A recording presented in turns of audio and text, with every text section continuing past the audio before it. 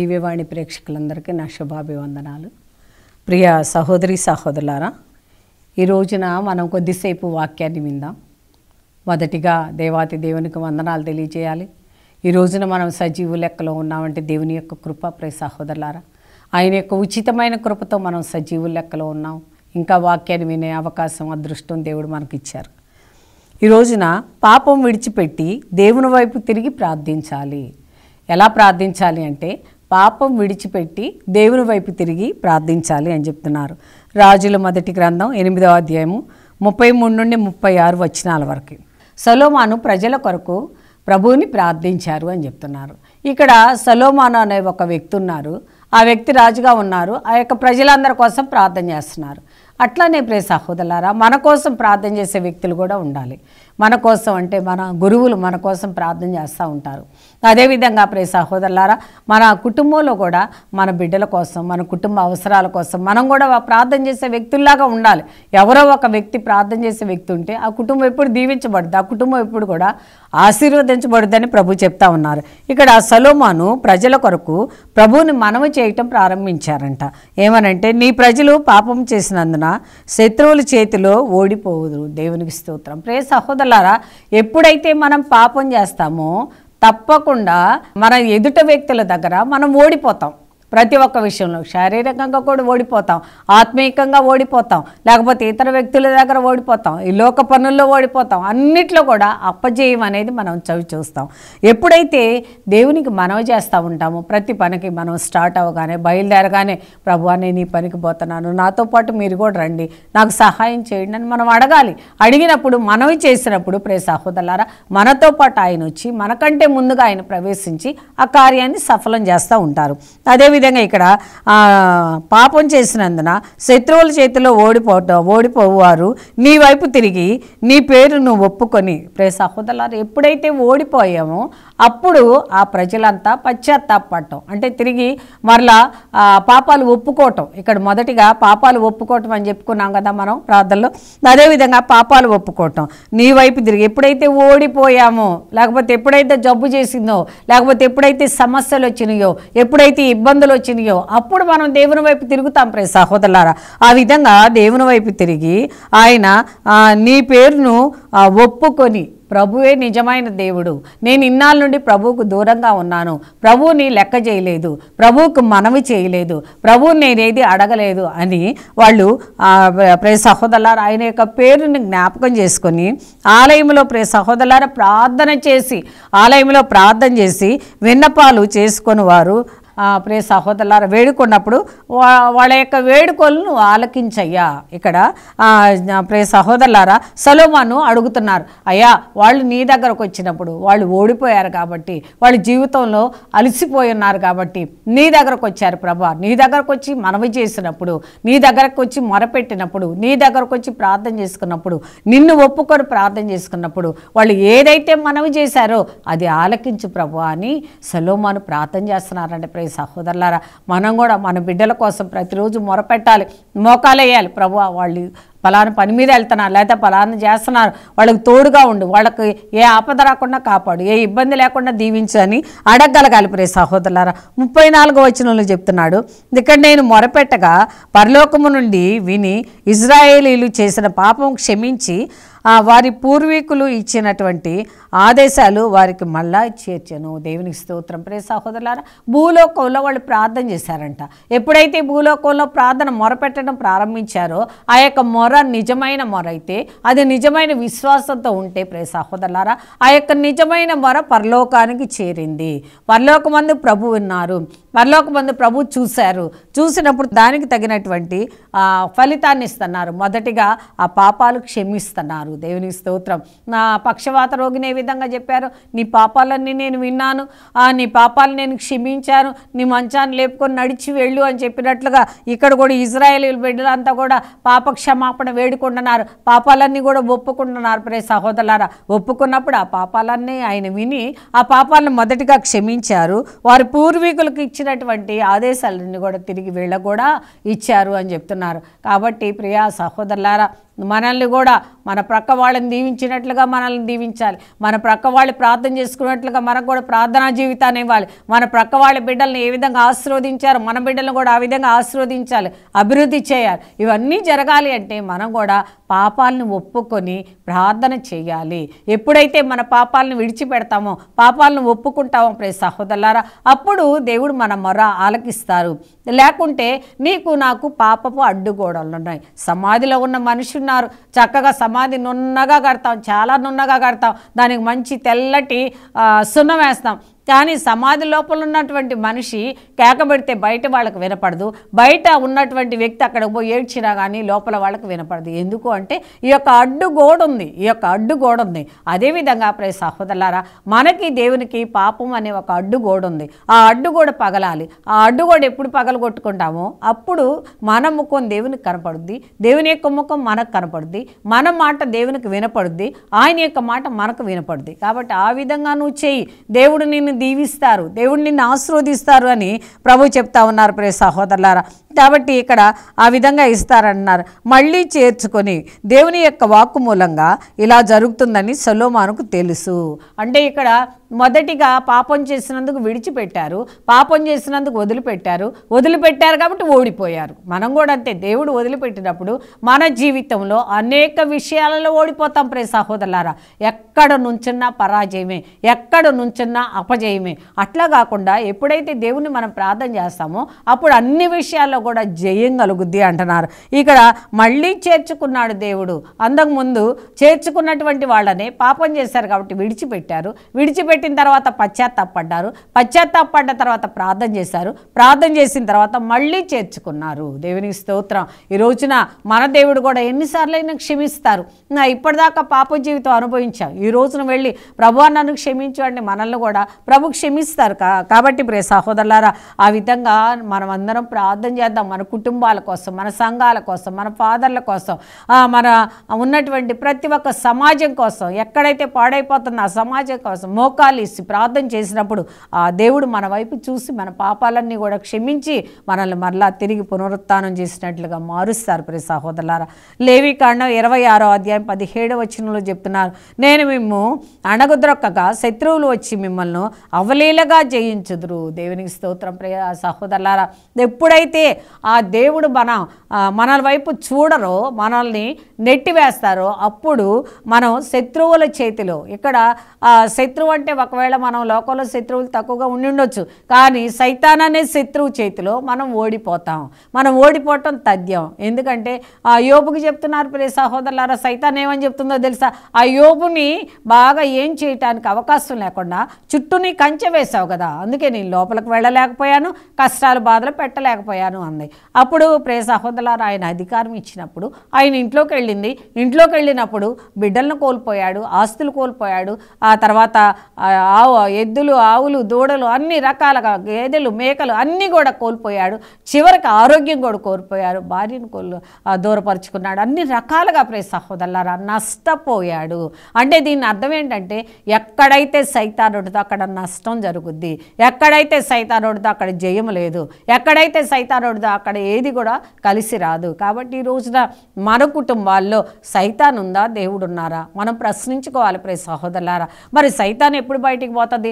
ఎప్పుడైతే నువ్వు మోకాలేస్తావో, ఎప్పుడైతే నువ్వు ఉపవాసం ఉంటావో, ఎప్పుడైతే నువ్వు దేవుని ధ్యానిస్తావో, ఎప్పుడైతే నీ మనసు అంతా దేవుని మీద ఉంటుందో అప్పుడు తప్పకుండా ఆ సైతాన్ బయటికి వెళ్ళిపోతుంది, దేవుడు నీ ఇంట్లోకి ప్రవేశిస్తాడు. యోబు ఆ విధంగా గొప్ప ఘనకార్యాలు పొందుకున్నాడు. అంటే తర్వాత రెండంతల ఐశ్వర్యాన్ని పొందుకున్నాడు, రెండంతలటు అన్నీ కూడా పొందుకోగలిగాడు. ఎప్పుడు అంటే ఎప్పుడైతే సైతాన్ దూరపరచబడిందో, దేవుడు మరలా హ్యాండ్ ఓవర్ చేసుకున్నారో అప్పుడు జరిగింది. అదేవిధంగా మన జీవితంలో మన కుటుంబాన్ని ఎప్పుడైతే దేవుడు హ్యాండ్ ఓవర్లో ఉంటుందో అప్పుడు మన కుటుంబం దీవించబడుద్ది అని చెప్తున్నారు.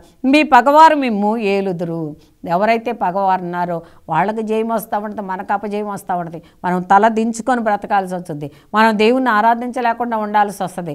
లేకపోతే ఎక్కడ కూడా మనకి తలెత్తుకునేటటువంటి అవకాశమే లేకుండా సైతాను తల దించుది ప్రియ సహోదరులారా. ఎవరు మిమ్మల్ని తరములకు పోయినా మీరే పితరులు వాళ్ళైనా ప్రియ సహోదరులారా పారిపోదురు. అంటే ఏంటంటే ఎవరు మిమ్మల్ని తరమకుండానే దేవునికి స్తోత్రం మనమే పారిపోతామంట, మనమే పారిపోతాం, ఈ ఊరు నుంచి పారిపోతాం, అప్పులు చేస్తాం తీర్చలేకపోయాం ఊరు నుండి పారిపోయాం, లేకపోతే ఎవరన్నా శత్రువులను తయారు చేసుకున్న వాళ్ళు చంపేస్తారని భయం వేసి పారిపోయాం. ఆ విధంగా ఎవరు తరమకుండానే మనం తరవబడతాం ప్రియ సహోదరులారా. ఎందుకు అంటే దేవుడు లేడు కాబట్టి, నా హృదయంలో లేడు, నా ఇంట్లో లేడు, నా బిడ్డల్లో లేడు, నా కుటుంబంలో లేడు కాబట్టి అందుకే ఆ యొక్క సైతాన్ నా ఇంట్లో దూరింది కాబట్టి ఈ విధంగా జరిగింది. దుష్టుడు తరమకుండానే తరంబడతాడని ప్రియ సహోదరులారా మనమే తరుముకొని పారిపోతున్నాం. ఆ విధంగా కాకుండా నిజంగా దేవుణ్ణి స్వీకరించినప్పుడు స్థిరంగా ఉంటావు, స్థిరంగా ప్రార్థిస్తావు, స్థిరంగా అనుభవిస్తావు అని చెప్తున్నారు. లేవికాండం 26వ అధ్యాయం 40-42 వచనాలు చెప్తున్నారు. అప్పుడు వారి పూర్వీకులు వారి మీద తిరగబడి తప్పు చేశారని ఒప్పుకున్నారు. దేవునికి స్తోత్రం. ఎప్పుడైతే కష్టాలు వచ్చినాయో, ఎప్పుడైతే బాధలు వచ్చినాయో, ఎప్పుడైతే శ్రమలు వచ్చినాయో, అయ్యో నాకెందుకు ఇన్ని కష్టాలు, నాకెందుకు ఇన్ని బాధలు అని ఆలోచిస్తాం ప్రియ సహోదరులారా. ఆలోచించినప్పుడు మనం పొరపాటు చేసినందువలన మనకి కష్టాలను గ్రహిస్తాం. అప్పుడు ఎప్పుడైతే వారు ఆ తప్పులు ఒప్పుకున్నారో ప్రియ సహోదరులారా వాళ్ళు జయం పొందారంట. ఎప్పుడైతే వాళ్ళు మరి రిపెండెన్స్ అయ్యారో వాళ్ళు జయం పొందారు. అట్లనే మనం కూడా ఈ రోజు దాకా చేసినటువంటి ప్రతి ఒక్క తప్పు, ఏ తప్పు అయినా సరే ప్రియ సహోదరులారా, దొంగతనమా, అబద్ధమా, మోసమా, లంచగొండితనమా, లేకపోతే ఇంకా ఏదైనా ప్రతి ఒక్కటి కూడా ఒప్పుకోవాలి. ఒప్పుకున్నప్పుడే మన పూర్వీకుల మీద తిరగబడ్డ తప్పులన్నీ కూడా ప్రియ సహోదరులారా చేసినవన్నీ కూడా ఏ విధంగా ఒప్పుకున్నారో మనం కూడా ఆ విధంగానే ఒప్పుకోవాలి అని ఇక్కడ చెప్తా ఉన్నారు. పాపం ఒప్పుకున్న తర్వాతనే నువ్వు ప్రార్థన దేవుడి దగ్గరికి చేరుతుంది. పాపం ఒప్పుకోకుండా పాపపు నోటితోనే పాపపు నాలుకతోనే మనం ప్రార్థన చేసినప్పుడు ఆ ప్రార్థన దేవుని దాకా చేరదు అని ప్రభు చెప్తా ఉన్నారు. నా కోపం రప్పించి ప్రవాసులైన వారి చెప్పుకొందరు ప్రియ సహోదరులారా ఆయనకి కోపం రప్పించాం, అందుకే ఈ విధంగా అపజయం పొందాం అని వాళ్ళకు వాళ్ళే చెప్పుకుంటూ ఉంటారంట, వాళ్ళకు వాళ్ళే మాట్లాడుకుంటూ ఉంటారంట. నేను చేసింది పాపం కదా అందుకే నా దగ్గరికి దేవుడు రావట్లేదని వాళ్ళే అప్పుడు ప్రియ సహోదరులారా బుద్ధి తెచ్చుకొని పాపములకు తగిన దండన అనుభవించరు. దేవునికి స్తోత్రం. అప్పుడు బుద్ధి తెచ్చుకుంటారు. బుద్ధి తెచ్చుకున్నప్పుడు ఏ పాపం అయితే చేశారో దానికి దండన అనుభవించి తీరాల్సిందే. మనం తప్పకుండా ప్రతి దానికి ఒక లెక్క ఉంది. దేవునికి స్తోత్రం. దివ్యవాక్కు కార్యక్రమంలో చిన్న విరామం తీసుకుందాం.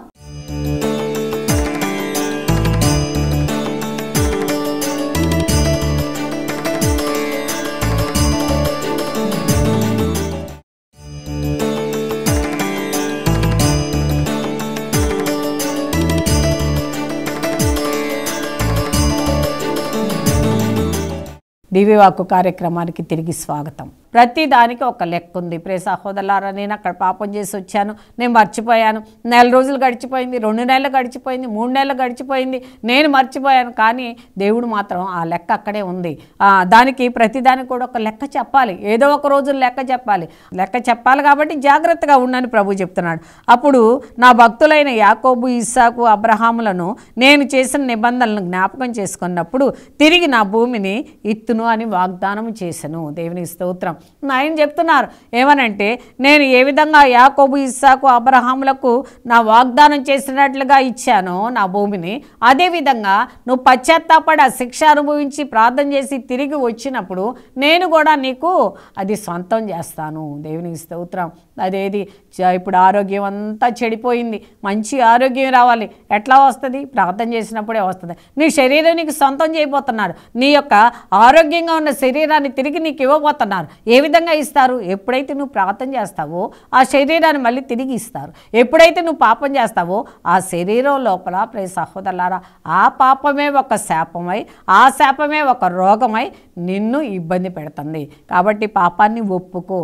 ఈ రోజున ప్రభు చెప్తున్నారు, మొదటిగా నువ్వు ప్రార్థన చేయాలంటే పాపాన్ని విడిచిపెట్టాలి అని చెప్తా ఉన్నారు. ఆ విధంగా నువ్వు కూడా విడిచిపెట్టు అని చెప్తున్నారు. విడిచిపెట్టి దేవుని వైపు తిరిగి ప్రార్థించు. దేవుని వైపు తిరిగి ప్రార్థించు. ద్వితీయోపదేశకాండం 28వ అధ్యాయం 25-48 వచనాలు ప్రియ సహోదరులారా.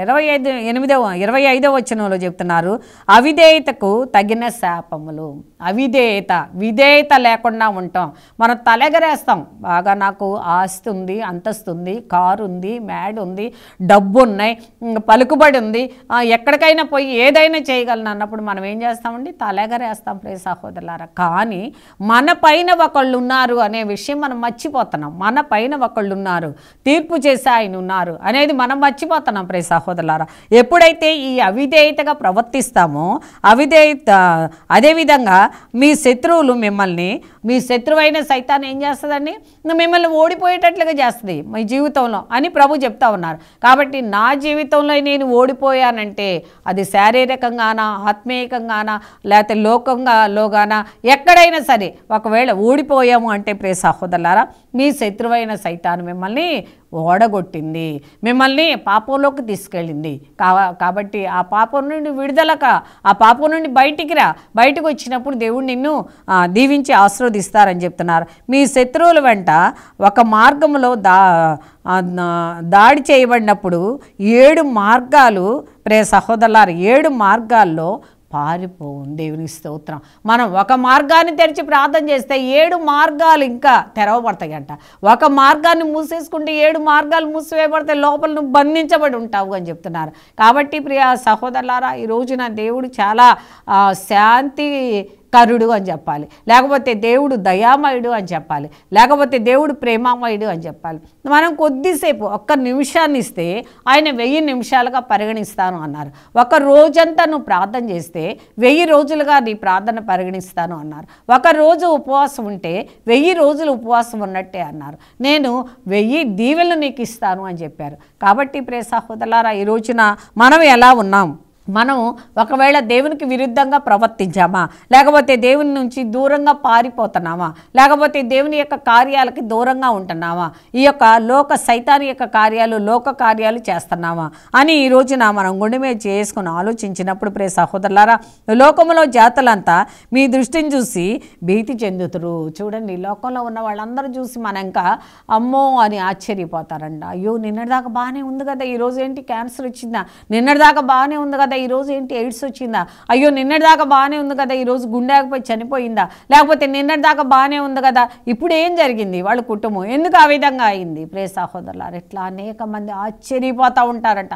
అటువంటి ఆశ్చర్యమైనటువంటి కార్యాలను నువ్వు చవి చూస్తావని చెప్తున్నారు. ఎందుకు అంటే దేవునికి విరుద్ధంగా ప్రవర్తించావు కాబట్టి, దేవునికి వ్యతిరేకంగా ప్రవర్తించావు కాబట్టి ఆ విధంగా జరుగుతుంది నీకు అని ప్రియ సహోదరులారా ఈరోజు వాక్యం మనకి బోధిస్తుంది. అదేవిధంగా ప్రియ సహోదరులారా, వాన కురిపెంపక, దేవునికి స్తోత్రం. అక్కడ ఎప్పుడైతే వాళ్ళు పాపం చేశారో, ఎప్పుడైతే దేవునికి విరుద్ధంగా ప్రవర్తించారో, ఎప్పుడైతే దేవునికి అనుకూలంగా లేరో అక్కడ వానలు కురిపించక, రాజులు మొదటి గ్రంథం 8వ అధ్యాయం 35వ వచనంలో అంటున్నారు, ఇది జరుగుతుందని కూడా ప్రియ సహోదరులారా, ఇది జరుగుతుందని కూడా మాకు తెలుసు. ఎందుకంటే మేము పాపం చేశాం కాబట్టి వర్షాలే గురుటల్లా, పంటలే పండట్లా, కరువు వచ్చింది, తినటానికి లేవు, ఆఖరికి గేదెలు తినడానికి ఆ యొక్క గడ్డి కూడా మొలవకుండా ఉంది. అటువంటి పరిస్థితులు వచ్చినాయి. ఎందుకు? ఆ విధంగానే మన కుటుంబాన్ని చూసుకున్నప్పుడు ప్రియ సహోదరులారా, మన కుటుంబంలో కూడా ఏది ఫలించటల్లా, బిడ్డలకు చదువు రావటల్లా, లేకపోతే ఉద్యోగాలు రావటల్లా, లేకపోతే మనకున్నటువంటి ఆస్తులన్నీ అమ్ముకున్నాం, మనకి ఇల్లు సమకూరటల్లా, లేకపోతే బాకీలు చేసాం, బాకీలు తీరటల్లా, ఇట్లా అనేక రకాల సమస్యలు ప్రియ సహోదరులారా. ఇవన్నీ కూడా పోవాలంటే ఇక్కడ వానలు కురిపించకుండా ఉండాలి. ప్రజలు తప్పు చేసినందువలన వారికి వానలు కురిపింపనిచో, దేవునికి స్తోత్రం.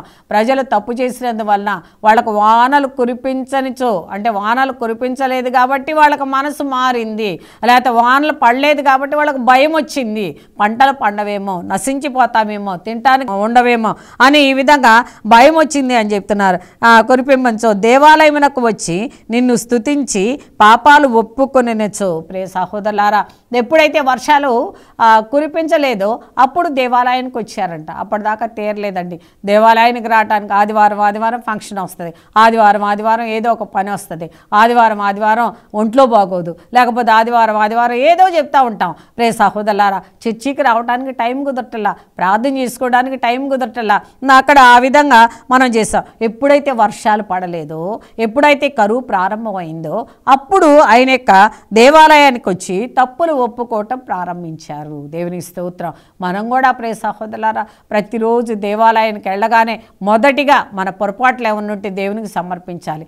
ఎందుకంటే మనం మానవులమే, తప్పకుండా తప్పు చేస్తాం, ఏదో ఒక పొరపాట్లు ఉంటాయి. ఆ పొరపాట్లు ఉన్నప్పుడు మనం దేవుణ్ణి తప్పకుండా అయ్యా నన్ను క్షమించు అని మానవ మాత్రలో తెలిసి తెలియక చేశాం ప్రభువా, నీ చిత్తమైతే నా తప్పులను క్షమించు అని మొదటిగా మన్నింపడగాలంట. అప్పుడు నీవు స్వర్గం నుండి వారి మొర ఆలకించదువు. దేవునికి స్తోత్రం. ఎప్పుడైతే తప్పు ఒప్పుకొని ప్రార్థన చేస్తున్నారో అప్పుడు స్వర్గంలో ఉన్న దేవుడు అంట మన మొర ఆలకిస్తాడంట, మన మొర వింటాడంట. చెవి యొగ్గి ఆలకిచ్చే దేవుడు. దేవునికి స్తోత్రం. కాబట్టి ప్రియ సహోదరులారా వారి పాపాలు క్షమింతువు. దేవునికి స్తోత్రం. ఎప్పుడైతే అడిగారో వాడి పాపాలన్నీ కూడా క్షమిస్తారు. వారు ఏ మార్గంలో నడవాలో తెలియపరుస్తావు. దేవునికి స్తోత్రం. వాళ్ళు ఏ మార్గంలో నడవాలో అన్నీ మన మంచికే అని ఇక్కడ వర్షం కనుక ఆయన కురిపించి సమృద్ధి ఇచ్చినట్లయితే వెనక తిరిగి చూసుకునేవాళ్ళు కాదు, పశ్చాత్తాప పడేవాళ్ళు కాదు, దేవుణ్ణి అడిగేవాళ్ళు కాదు. ప్రియ సహోదరులారా ఎప్పుడైతే దేవుడు వర్షాన్ని ఆపారో అప్పుడు పశ్చాత్తాపడ్డారు, అప్పుడు దేవుని వైపు తిరిగారు, అప్పుడు దేవుని మొరపెట్టారు. అప్పుడు వాళ్ళ మొర దేవుడు పరలోక రాజ్యంలో ఉన్న దేవుడు చెవియొగ్గి ఆలకించారంట.